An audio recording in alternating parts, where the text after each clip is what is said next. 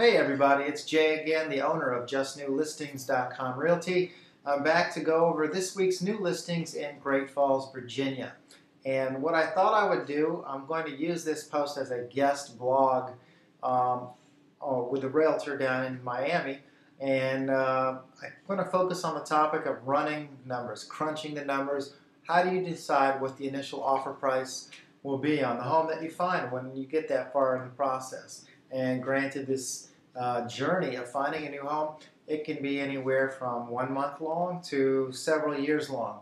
Very often now, since so many consumers like to do a lot of the researching on their own with websites like mine, justnewlistings.com, often I will go out 1 to 3 times with people and write contracts because they've been actually researching the market and staying on top of new leads months in advance, sometimes years in advance. They already know who I am. They've decided 6 months ago they want to use me to aggressively negotiate their contract when they get to that point, but they don't contact me till the very end of the process, till they're in the red zone, so to speak, of that football field. So I'm going to go through the latest listings for Great Falls, and then we're going to focus our time on crunching the numbers, an exercise, so to speak, that you can get familiar with, so that when we get there, you'll be comfortable with moving forward and being decisive in the process.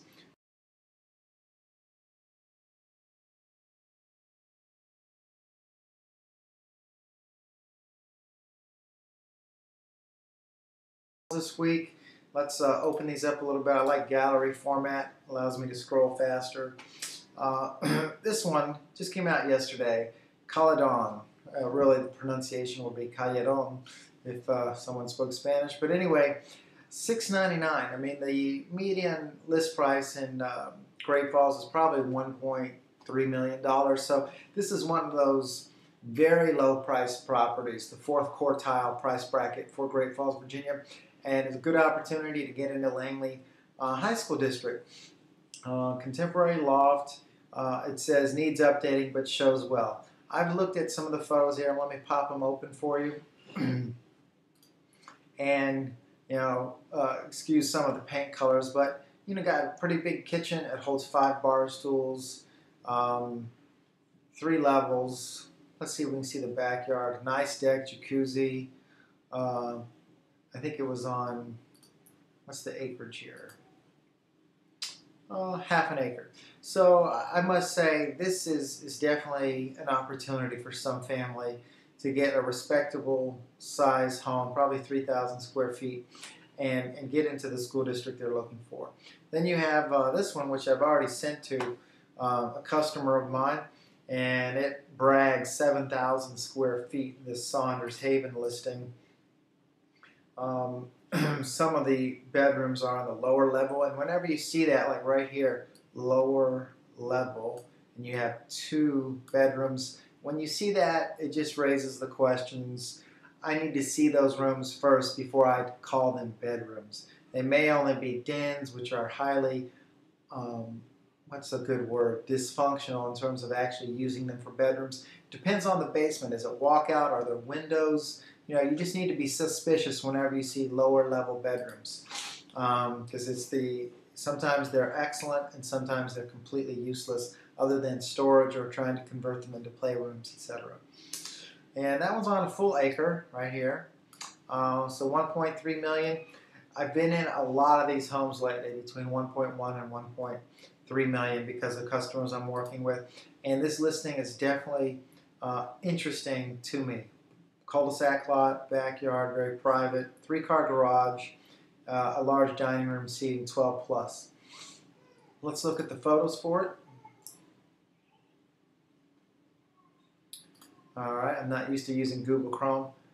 Pretty big kitchen, sort of frustrating. There's no overhang here in this giant kitchen island. There's no overhang for bar stools, so that's a little bit annoying. Maybe one would exchange or swap out some of this island and put an overhang. That way you could have 4 bar stools there.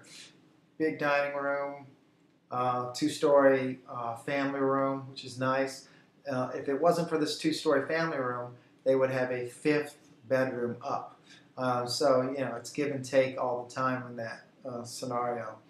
The lower level, okay, this is the garage, huge garage, sort of a pimped out garage, meaning they put flooring on it, etc., shelving, and then very private backyard as a brag. So this is a neat listing, I must say, and it's definitely going to work for somebody. Then you had 9029 Jackson. Now this is 2 acres, listed at 800.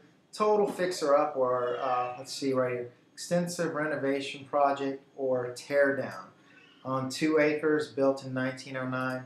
The first thing that comes to my mind on this is, and it also mentions there's no septic on the property.